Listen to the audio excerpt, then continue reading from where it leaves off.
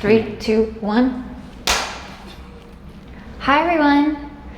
Hey everyone. I'm here with my wonderful friend Ty. I'm wonderful today, of course. Today. Yeah. Well, today because he came to film a bunch of content for me, so we're gonna hype him up today. But then tomorrow we'll see. Okay, so actually we just discovered that for a year we have been filming content together. Like we just had our year anniversary. I'm just kidding. He's stuck with me, whether he wants to be or not. And my friend Ty is an amazing photographer, videographer, and philosopher, friend.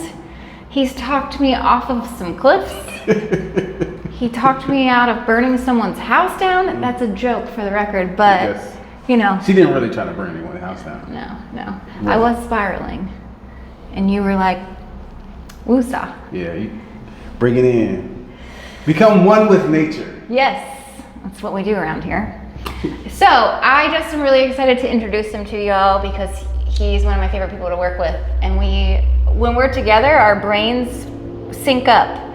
We were just filming a bunch of things, feeding off of each other, Yes. and that's just the best. Yes, I love, Hope is dope in the sense that she's just really who she is through and through. And as a filmmaker, you really want people to be authentic. I feel like a lot of times with social, people feel like they have to put on a facade, they have to, and I understand, why, but I really feel like you are who you say you are. And so that's a rarity these days. And so it's always a joy to capture you in all your essence. And that's why I think we work so well together, because me too, like I'm very authentic in who I am. Very much so. And comfortable in who I am. And Yeah. so that shows in film. And he also lets me get really excited. He's abusive. I'm very much so like, every time he nails the shot, which is always, so he probably... Good thing I got these big guns, so it doesn't really hurt when she hits me, but yeah. Okay, so how long have you been in this world? I've been a creative my whole life, but I've been a photographer for 15. And I would say about a decade with filming. I didn't take filming seriously until the last maybe 2-3 years. But I've always, my cameras always had a video feature on it. So I would play around with it, but I feel like the last 3, I really started stepping into filmmaking. Lucky for me. And what actually triggered you to start? Just got tired of waiting. I've wanted to do filmmaking before I was a photographer, and a lot of people don't know that. But one thing I learned about filming, even with painting, I love to paint. Honestly, I would have been a painter or a filmmaker first, which a lot of people don't know that. I just realized that, painting and filmmaking take a lot more to do, as far as you really have to brand yourself. I don't care how good your idea is, someone's not going to fund your film over an idea and you've never filmed anything. Yeah. You would have to be like this freaking prodigy that they've never seen before. But, and I knew that. And so I said, well, let me do photography first, because one thing about photography, unless you're doing like a large scale job, so long as people can take a good picture of you, you'll pay them. Yeah. Right? You don't really care that they've been doing it 5 years or 1 year. Yeah. If you can take a clean picture of me, I'll pay you. But when you get into filmmaking is a larger production. It requires many people. It requires a plethora of things. And so who's going to fund a film for someone who's never filmed? Yeah. And so I knew that would be a much harder path, and I needed money like now. So, yeah. Well, when we found each other on Instagram on accident. Yeah. I can't remember. I don't remember how it happened.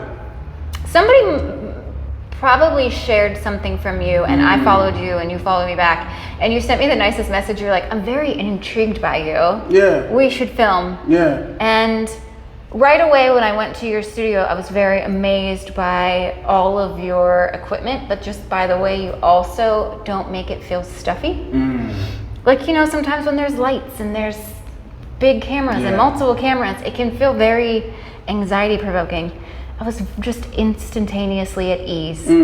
I'm definitely a minimalist. A lot of my friends, I would say, like they like a lot of lights and you know, I'm just not a big bunch of lights person. So Yeah. I like to use what's available to me and then maybe add to that, but I like it to feel, I don't like it to feel stuffy. I don't like it to feel production-y, that's a word. So you got me making up words. This is what I Hope do. makes up words, guys. Like, Hope should have her own dictionary. It's called the Hopetionary. The Hopetionary. The Hopetionary. Look out, that's gonna come. We're gonna There should like be copyright like that. a little section of the You book. heard it here first, guys. We will copyright and trademark it. The Hopetionary. Listen, I love that you heard it here That first. Hope says that's not a word, but she makes it a word. And it works. Yes. And you start to say them. And you know what's really quite fun about the fact that we're making this YouTube video finally? We've talked about it for a very long time, but I've been on a YouTube hiatus for 2 months now. I've been on a hiatus my whole career. Who's counting? No, but you are the perfect person to bring me back to the platform that I just needed to take a step back from. Oh, I needed to take a step back from everything. I understand took that. a big long break and blew my life up and got to rebuild. Yeah. So it's always fun to rebuild. It is, and it's always necessary to blow up what isn't working. And the thing about you is you're not just a really good filmmaker and a really good creative. You're also really good at like playing someone's therapist friend. I mean, I'm a good listener. I love people. I love stories. Sometimes that story is just watching a story. Sometimes it's me telling a story. Sometimes it's me listening to a story. Yeah. And so I look at all of that as a story. It's really just a story, and that's what makes humans human, right? Our ability to communicate and storytell. And so I look at that nothing more than when I'm listening to a friend, you know, talk or whatever. And I also too, I just understand, like, as a man, as a black man, I don't have many spaces to share. Yeah. So I'm always hyper aware of what it feels like to have a safe space to share with someone. And so I try to be that for others, because sometimes I need that. Yeah. You know, and so yeah. And you actually do a really beautiful job at being a safe space for others. Thank you. Yeah. Thank you. No, thank you. I mean, the more I do my, you know, my event that I have, Which mocktails and monologues, I wasn't gonna plug it, but we have to. since you insist, We have to unplug it. So mocktails and monologues essentially is something I started as a filmmaker for actors and actresses. But what I noticed as we started to do it more is people just want to share. So sometimes people would want to share a poem, or they would be an author and they want to share like an excerpt from their book. Or sometimes people just got stuff going on and they just didn't want to be left out, right? Yeah. And so I said, well, not everybody's creative in here, but I want them to have a chance to share, because like I said, we don't often get a chance to share. Depending on what kind of job you have, you probably marginalize what you can say there. Yeah. You know, man, woman, doesn't really matter your gender. Like, there's a certain, you know, construct at your job, Yeah. and certain things you can't say. And then depending on your home life, where you're at home, if you don't live alone, you know, there's idiosyncrasies in that. And so depending on that, you might not be able to say what you want to say either, Yeah. right? And so mocktails and monologues or places like it might be the only time you really get to share unabashedly, right? Without any, you know, pushback, or without just being able to say what you want to say and have it received without any rebuttal. Basically took your safe space that you can do and you created it for this creative space. Yeah, and it's been growing, and now we're on our 1 year anniversary. So we guess we were at the same time, Yeah. because November 4th was the actual 1 year anniversary, and then, you know, coming up is the 1 year anniversary celebration. So yeah, thank you for that. It's exciting. And you've been on a whole journey of quitting alcohol, and so it's kind of been inspired by that, right? Yeah. I'm like 9 months clean now. And thank you. It's huge. And when I started the event, you know, because it's 1 year old, I was drinking still. I was drinking in excess. Not every day, but when I would drink, you know, Yeah. I would say at least a few times a week, I was drinking in excess. And so I felt like a fraud, because I would get on stage and I'm hosting this, you know, this mocktail event. And then 2 or 3 days later, sometimes the same night, like I'm down in a half a bottle of bourbon. And I'm like, you're a fraud.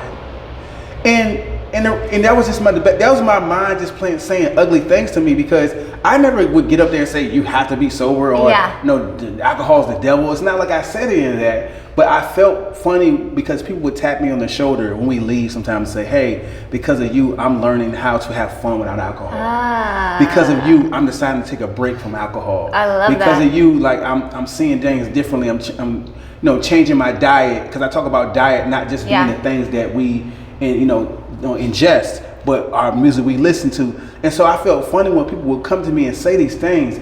And you wanted to be congruent. Yeah, and I wanted to, and as a leader, I need to be more disciplined. And so it instilled some things in me and changed me for the better. And so I owe that to Montez and my laws, truthfully. And you made a post talking about how there was a point where you realized that you were escaping with alcohol or numbing.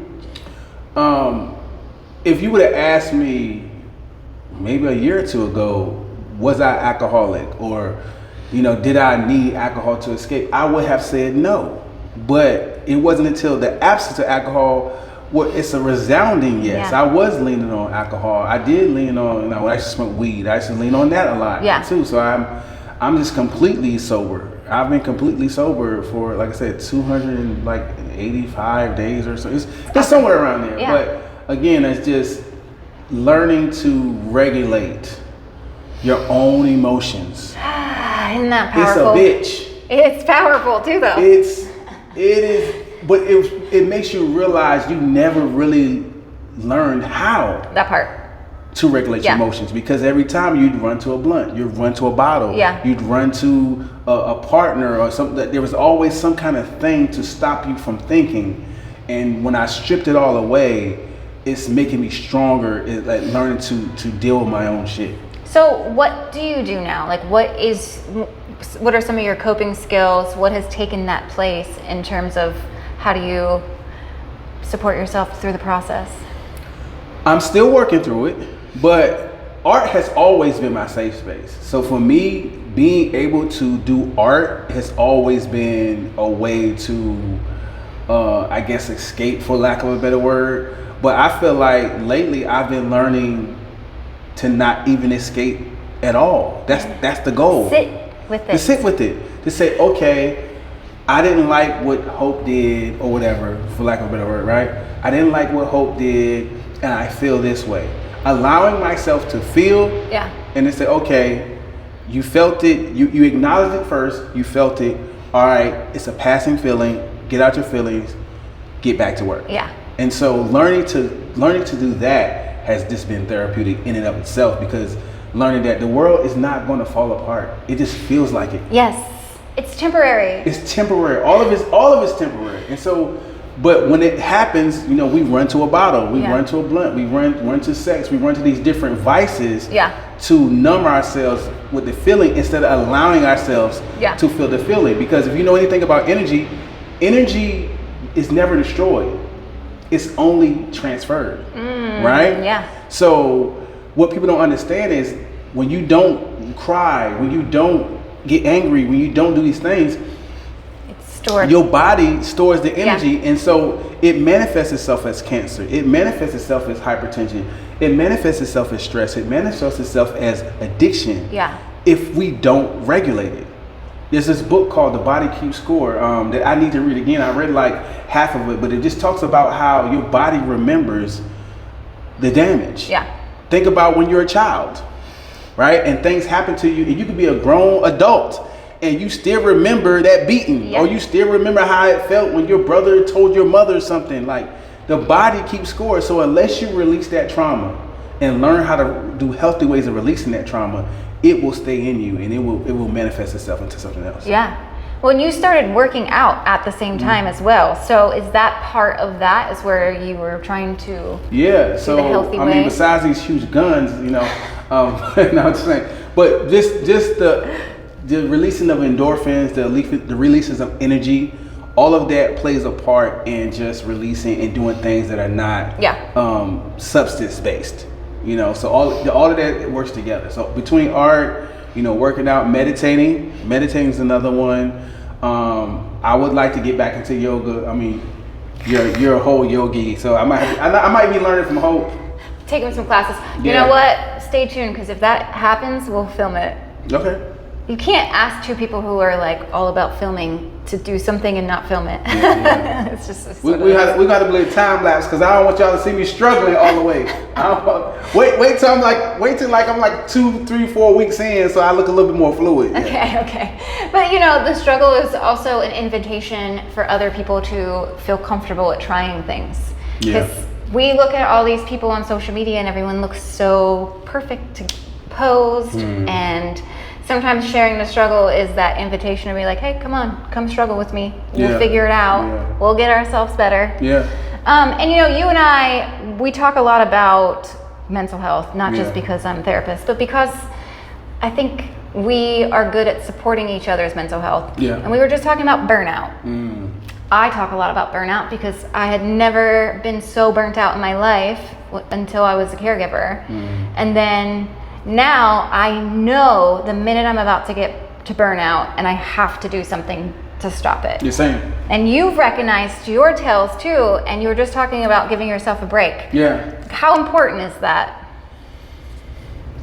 Breaks are really important, and I never took them, which is why I'm battling through burnout right now, truthfully. And so I decided from December 8th to January 6th, I'm saying it loud even to you guys, so hold me to that. Accountability. That I was going to take a break because I always pour so much into what everybody else is doing, everybody else's projects. You know, I'll film other people's breaks and vacations and retreats, and not take my own. And that's because, you know, I'm an entrepreneur. Well, they call it solopreneur. So I do have independent contractors that work with me, but I don't have anyone on staff. So what that means is if I don't do it, it doesn't get done. Yeah. And so I would always hate to go on vacation, or I would take like a weekend off here and there. The only problem is when I come back Monday morning, everything's sitting on my desk. And I feel like I'm further behind than when I was when I took the break. So I almost felt punished for taking breaks. Yeah. But as I do more in filmmaking, as I do more just creatively and just understand who I am as a leader, as a facilitator, as a host, I realize that I'm gonna always be busy. I'll always have something to do. There will never be a time where I don't have anything to do and I just get to just rest. Yeah. I have to take rest. Yeah. And so if I don't, You if I have stop, to be intentional about making that space. yeah, because if I stop, it all stops. I just Yeah. told you I don't have a staff. Yeah. So if I stop, this all stops, all of it. Yeah. And I don't want to wait until that moment happens where I have a freaking meltdown. Yeah.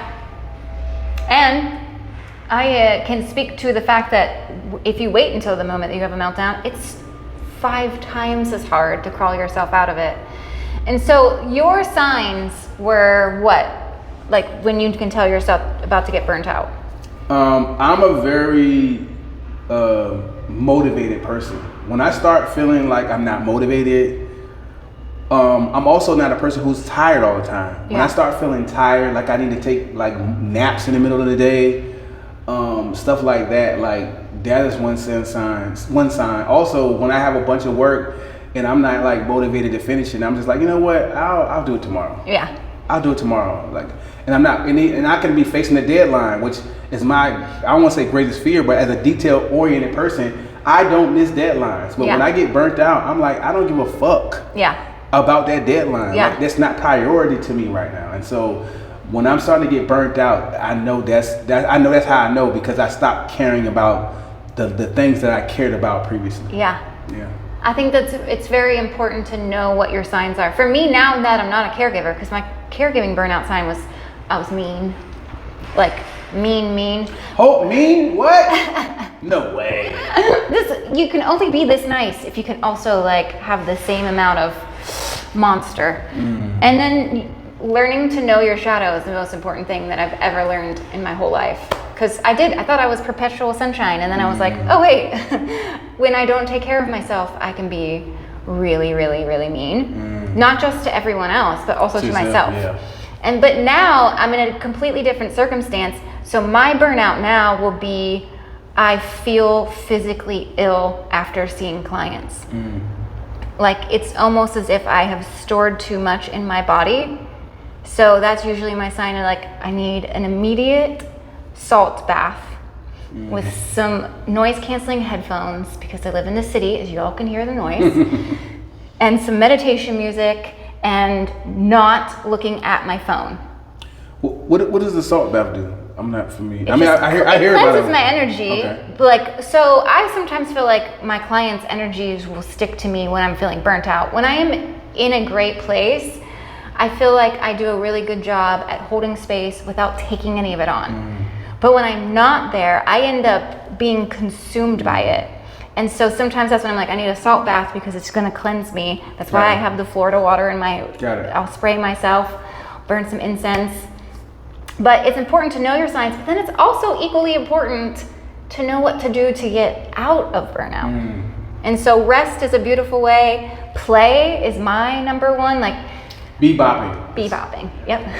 Like rest, play, like some sort of intentional self-care, or just going outside. Going outside. Okay. Yeah, like I like to joke that I photosynthesize, I don't process. So I'll just go sit in the sun at a park and don't talk to anyone. What does your phone do to you when you're in burnout? Do you need to separate from it as well? Because the stimulation? I'm not on it as much when I'm burnt out. Healthy boundaries? Yeah, I'm not on my phone as much. I kind of like, I've gotten pretty good with my phone. I'm on there somewhat, but I'm more so like, will check my, I'll check my DMs. I may respond to a couple things I get off. I don't do as much doom scrolling anymore. Because it doesn't do much for you mentally. First of all, my feed's trash anyway. I mean, since the algorithm, I'm telling you, like the people that I like, I don't even see their stuff. Yeah. I see, but then there's somebody who I don't really care for, which I shouldn't be following in the first fucking place.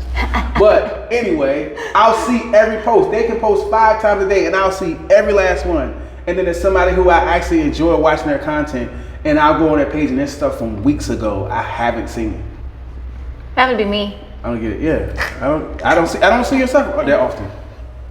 I don't know what that's about, but. Well, and the reason I haven't been on my phone to share a video is that whenever I'm reaching a point of just having too much, I have to delete everything off my phone. All of social media, I can only use my phone for communication because otherwise, even just opening my phone is like a trigger almost. I can see that. So my boundary is delete and pause. Go outside and play. Bebop. Yeah, bebopping. I still haven't learned how to do this said bebop, but I'm sure eventually I will. You're getting better at the bebop. We were filming something and he was like, wait a minute. I have an idea. Yeah. It's a very bebop idea.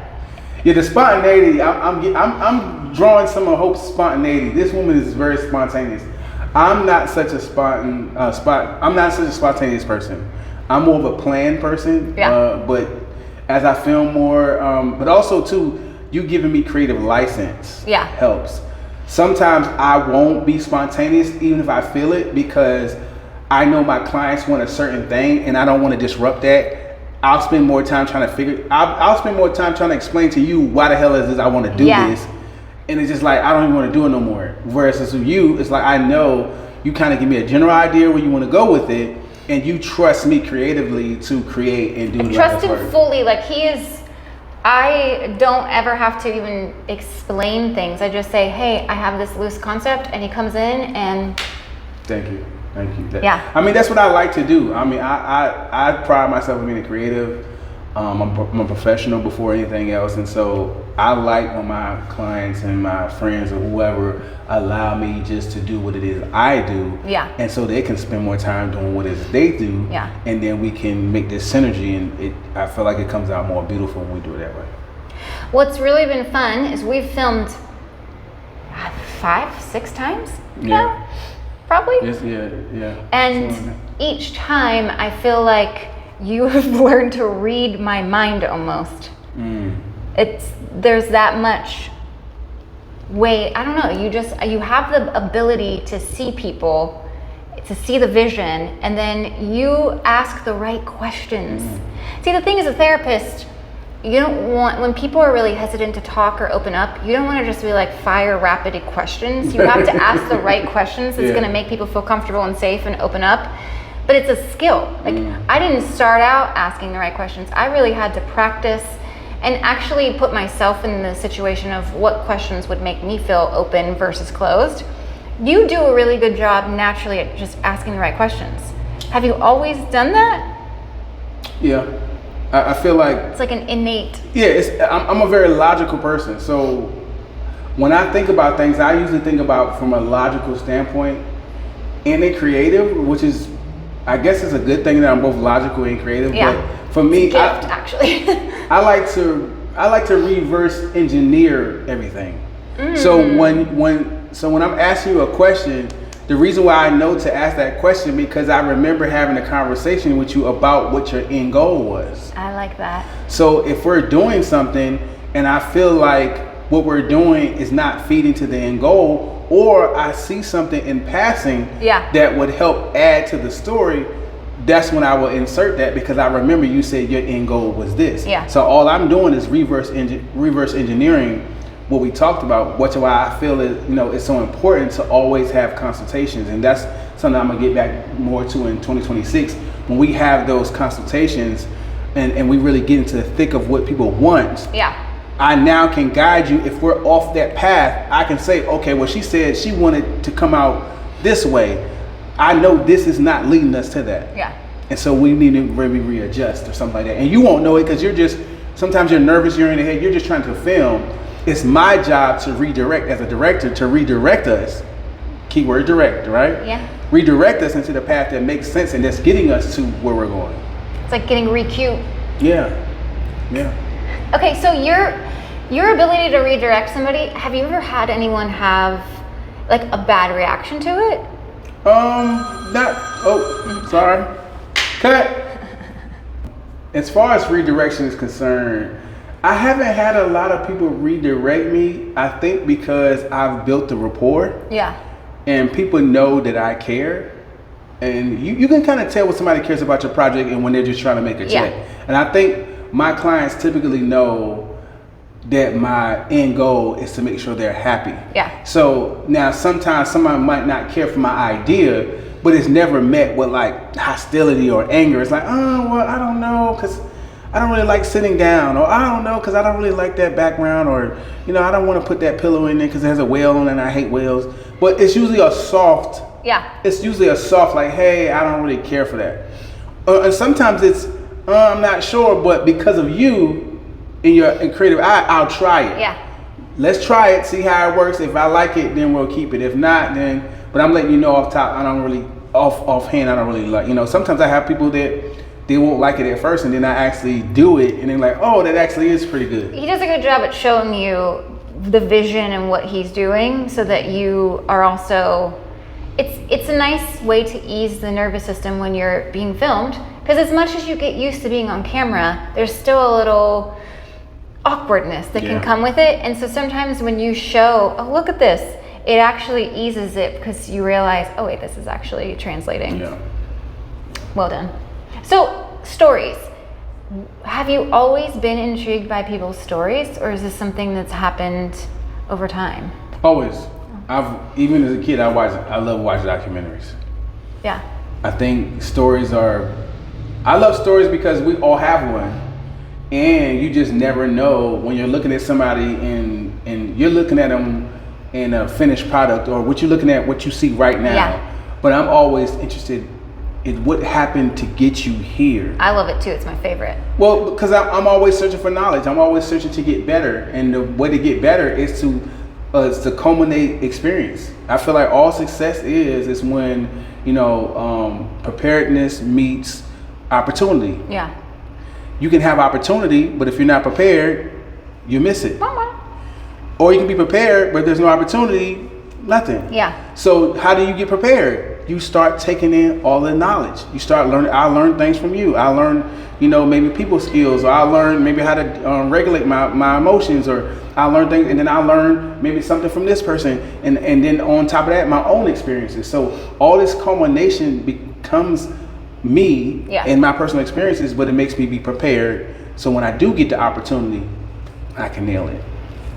There's so much compassion and empathy that comes with understanding people's stories too, because there can be somebody that just grades your nerves and then you find out their story and you have so much more empathy for them because you understand things that they've gone through that kind of created them to maybe have a harder shell or maybe have boundaries up.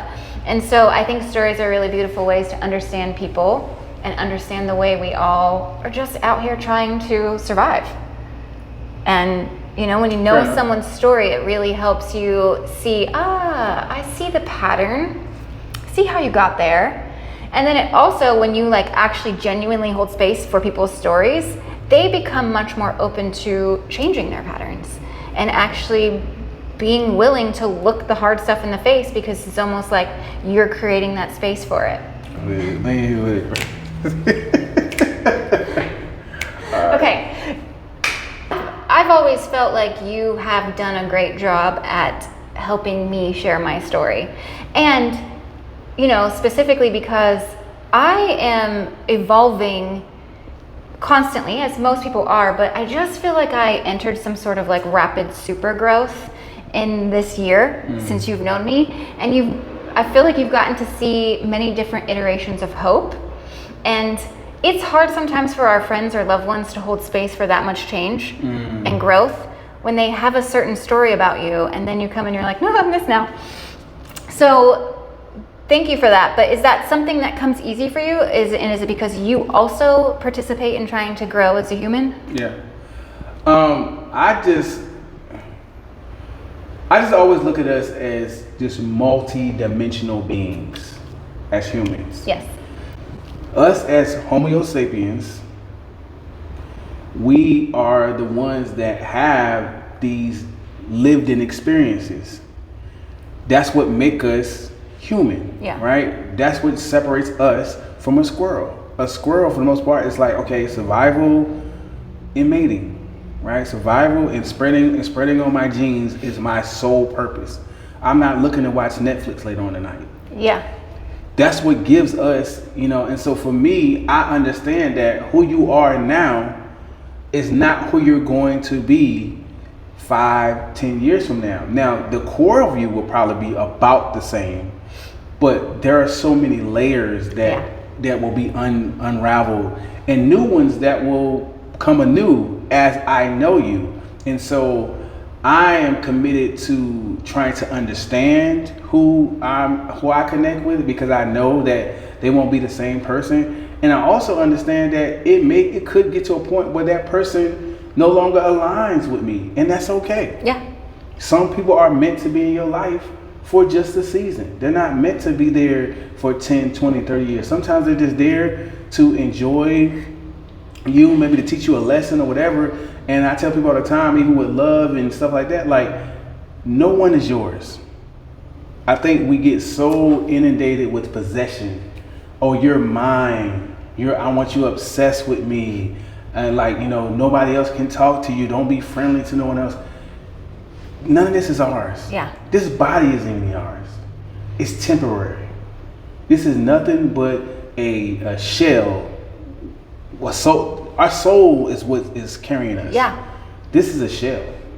Like, you know what I'm saying? Like, so I feel like me knowing that and always being aware of that has helped me with allowing others to metamorph into whoever they want to be and still not hold them in contempt.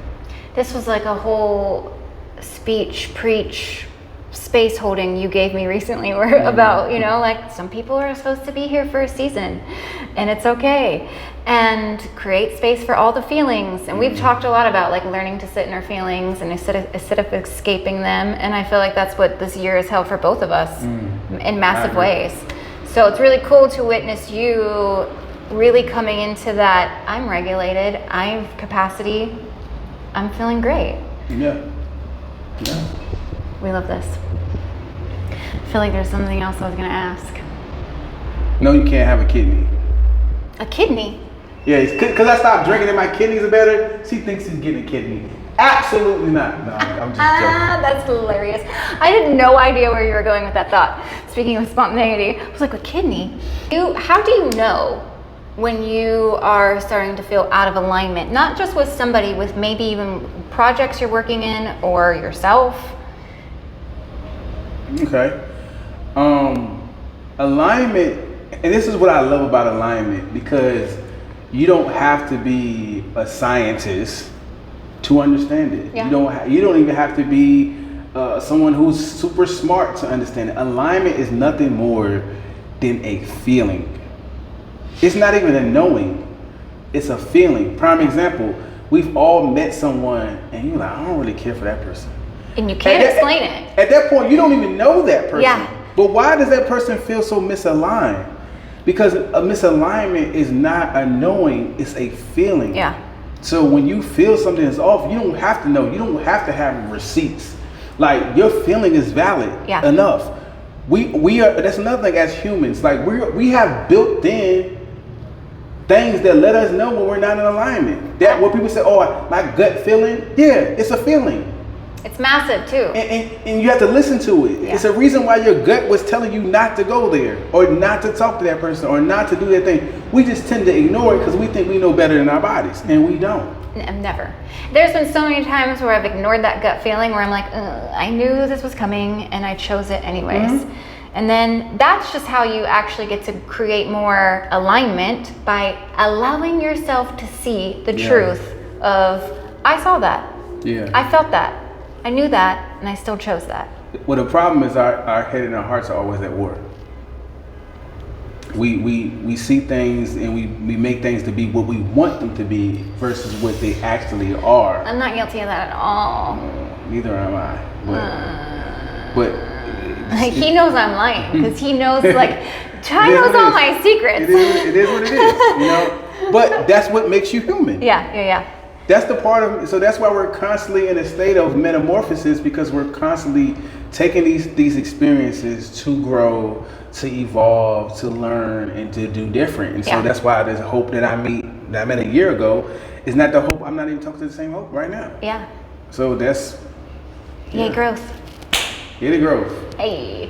Well, and I think the beautiful part about being friends and working together is that not only are you interested in helping me share my story, my creativity, the projects I'm working on, but you're also helping me become the best version of myself. So, like, off the camera, you'll have conversations with me, hold space with me, and it's all very much the same energy.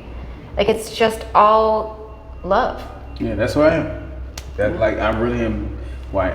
I hope y'all have, like, the same kind of friends I have in my life, because truly, I'm for sale in this economy. I get by all the help of my friends. He said I'm for sale. So if you would like a friend and you have US dollars, also though, my link will be in the comments. We're working on some long-term projects, right? Like you and I now are, and there's going to be so much documentation over time. And you've thought about it. You think about how fascinating and cool it would be to be able to work with people in this kind of extent, where you have enough B-roll and film and you get to see the whole story. Is that something that you're hoping to expand in with other people? Yeah, I have about I would say three people that I've documented extensively, and I love it because I'm able to watch their evolution and watch the different things through film. Yeah. Because it's layered, right? How they see themselves from, then it's how I see them, and then the way I film them and photograph them, it tells a different story. Yeah. And so it's really a three-layered thing, and so it's kind of dope to watch, because me and that person, even though we're looking at the same film, we'll see it differently because we have our own biases, and the film has its own bias. Yeah. And so that's pretty neat. And like I said, just wanting to do more of these stories. I feel like not enough of us are documented. And so I want to spend the rest of my life telling the stories that need to be told. And I feel like everybody's story is valid. Yeah. You don't have to be Jay-Z for somebody to tell your story. You don't have to wait till you make it to tell your story. Your story is valid now, you are worth the picture now. You Yeah. are worthy of being documented and celebrated right now. Doesn't matter how much money you have in the bank. Doesn't matter who your daddy is, your mama, what school you went to. It's like you are a human being with a story. Yeah. And you know, as you go on, that'll be dope for your family members that come after you to hear about that story, to see that story. And I feel like more families should do it. And then instead of just looking at looking at photo albums, we have just imagine if everybody in your family was to sit down and have like an hour or two, and they kind of gave their record of themselves and the family, and then you put it together, and then you can have one big like documentary of your family as they were at that point. Yeah, I love documentaries. And I also think that there is something to be said about somebody explaining how worthy you are, because I think people have a lot of lack of self-worth. And even me, I feel like I'm a very confident woman. I love what I do. I feel confident about what I do, but like I still find myself doing things that show somebody who has low self-worth. You know, like entering situations or tolerating certain things that sometimes I have to be like, well, do you value yourself at all right now? So I know for clients, I'm able to see, I can tell that they are having a low self-worth.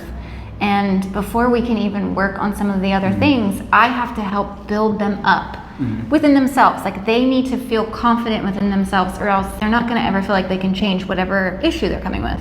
So when you have somebody coming and wanting to film, are you able to recognize if somebody's having a hard time feeling worthy of telling their story? Oh yeah. Somebody asked me just recently, when we just made the post, they asked me, how do you get the most authentic moments? And that's through relationships. Building a rapport with that person. Making that person laugh, making that person feel comfortable. Yeah. Because we're all a little self-conscious. Yeah. I tell people all the time, I still cringe in my own videos, right? But it's just like, do you want this? Like I told you, I reverse engineer everything. So I know where I want to go. And where I want to go, I have to go through this stage. Yeah. Whether I want to or not. So it's like, do you want to be successful or not? Yeah. People say, it's like people want all the fame and all the things without having to do the work. And it's like, or they won't mind doing the work, but then it's like, I want to do the work and I want my work to be super successful, but like I don't want nobody to know me. Yeah. You're in the wrong business. Yeah. You need to trade stocks or something. For real. If you want to be super rich and nobody knows you, you got to trade stocks, be an angel investor or something. But if you're into any kind of industry, especially now, if you haven't already made it, the people that have already made it, they don't need Instagram. Yeah. But or they don't need social. But if you haven't already made it, you're going to need social to some degree to make it to that level. And to be able to do that and not be kind of like famous, I don't think it's possible much anymore, and not in this day and age. Meaning you have to make sure that you are seen in order for your business or whatever you're working on. Because even if you're a great painter, unless you're like freaking Michelangelo, people are going to want to see you. People need to see it, yeah. They're going to want to see you painting. They're going to want to see what paints you use. They're going to want to have you talk to the camera. Like them days of being able to just post your dope work and go are over. Yeah. If you haven't already made it, I'm not saying it's impossible. I'm just saying it's really difficult. And I know some really amazing people that are grappling with having to do this part. Yeah, I do too. And they're amazing. Lots of creatives I know, they're very talented, and this part intimidates them. But this is the problem. The people who don't mind doing this or who can stomach doing this are going to pass you by. Yeah. Because they realize they need to be seen. They realize that people buy who they like. And when you go to an art gallery, there's beautiful art all in there. Yeah. What makes you buy a certain piece of art is typically because you resonate with the artist. Yeah. To some degree. Yeah. Or if you're on the fence about a piece, sometimes you'll find a piece and you're like, I don't care who painted this, I just really love it, I have the money, I want it. But typically, when people go to an art gallery, they buy artists that they already know, or they'll look up the artist. Yeah. And I like their story. Like that's why they buy it. And so you have people who are really, really talented, and they're struggling because they refuse to do this part because they think it's corny. So how do you get somebody out of that shell? Like, how do you help people feel comfortable being seen? So you're saying it's like relationship, building the relationship and the rapport.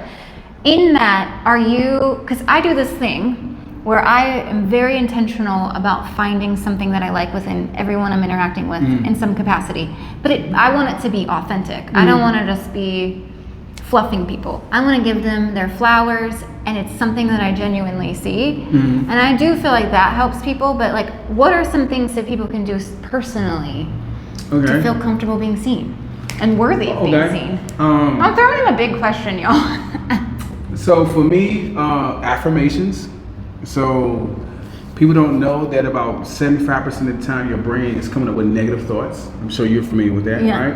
And so if left unchecked, these negative thoughts run amok. Yeah. And so affirmations, meditation, stuff like that are ways to restore and combat that 75%. Yeah. Because if you don't combat it, the voices are loud. And look, on top of that 75% is your own brain. Yeah. But just imagine when you go online, when you post stuff online, people say nasty stuff online, or you think about how your mom called you ugly, or or maybe say you're not so cute or whatever. And so you have the things that are already in your brain that are plaguing you, but then you start to add that on top of what society says about you, and it can be crippling. And so things like affirmations are great. Just really taking pride in your work and the things that you're doing, and just like giving yourself grace to be human. And I always think, I say confidence is built by doing the things that you say you want to do. So like, just show up for yourself. Really, it's the best confidence builder you can have. I asked this, and the reason I like this kind of stuck me, was a little sticky, is I've recognized, you know how we all say that there's something that we fear that's stopping us from pushing through something that's a block? I realized that I fear being seen because I have this fear of somebody misunderstanding me, but I also have an obsession with being seen because I've always felt like my ability to just be myself has been an invitation for other people, and it's almost this inherent thing that I was born with. I couldn't stop it if I wanted to. I don't know how else to explain it other than I know I am meant to be seen, but I'm also terrified of it. And so I've been playing with this contradiction because once I can figure out how do I be seen in a way where I'm not trying to get validated by people on the internet, but just to be able to communicate my message and my story to a place where they actually can see and hear it and be impacted. Like, how do I not obsess over that bad comment on the internet? And so something I've been working on is just having to remember my why, my center of gravity, I guess, so to speak. Well, for me, I look at it like this. Anything I say, I look at myself as being a messenger. I'm just a messenger. Yeah. I'm just a vessel. And, I also understand that even people that we consider to be perfect, people will get on the line and they will say nasty, hateful things about the most gorgeous, beautiful, handsome, most successful person ever. You could be the juiciest peach, and some people don't like peaches. And if that's the case, there's nothing I could do to be perfect, even if I tried. Ooh. There's nothing I could do to satisfy. Do you feel how less pressury that feels? Yeah. Can't be perfect, why try?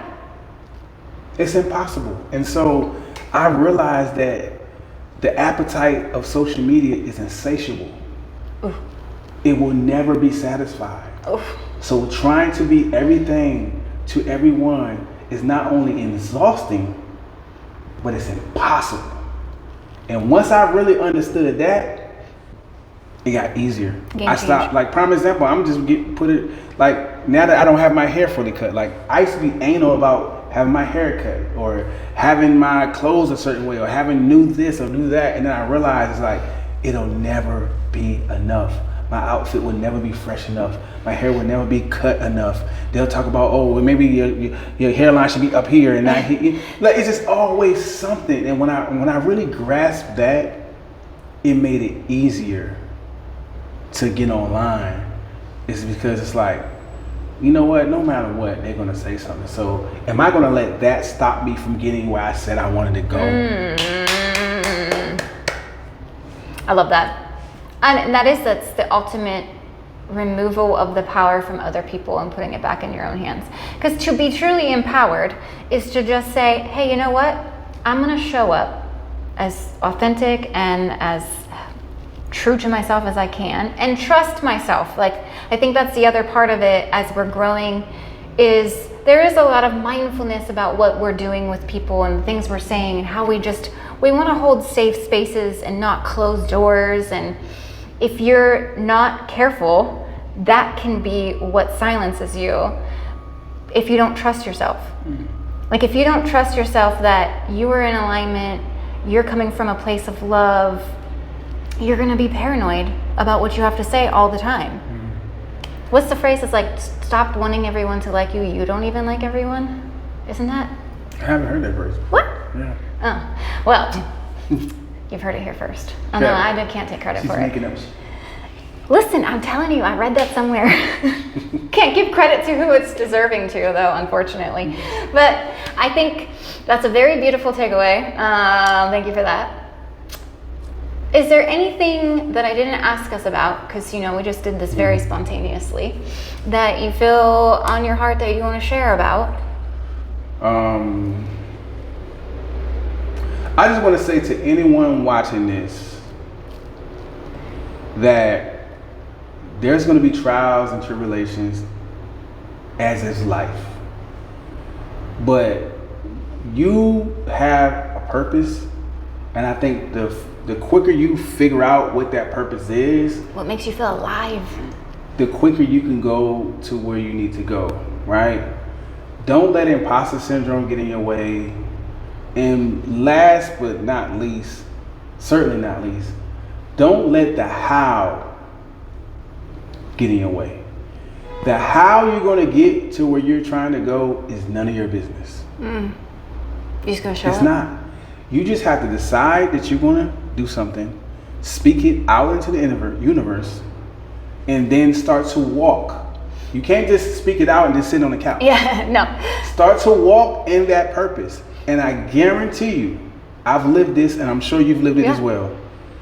Things will start to unravel and happen in your favor that seemed impossible, or like, oh, that it's so crazy that happened, or it's so coincidental. I don't believe in coincidences. There's tons of books written on synchronicity, the power of manifestation. Yeah. One of my favorite ones is The Alchemist. Oh, I love The Alchemist. We are alchemists. We can practice alchemy if we just understand how it works. And how it works is just having unwavering faith. Yeah. Unwavering faith. And as an entrepreneur, as an artist for hire whose only income was art, I had to rely on faith a lot. So I am no stranger to faith. Yeah. And so I'm just saying to anyone watching this, do not let the how stop you. Do not let what people say about you stop you, up to and including your own self. Most importantly, yourself. Yeah, so no one's ever told me that I should act differently online or act differently in a relationship. No one's ever actually spoken those words to me. It's always been me. Yeah. I've always convinced myself that I need to be different in order for this person to like me. And I think the invitation in that is always, why not be yourself and find the people who like you for being you? And that's been the biggest blessing of my life, really. So that's your invitation. Yeah, so get out of here and go do the thing. Hold on. Don't pressure it. Don't pressure her brain. The brain. Okay.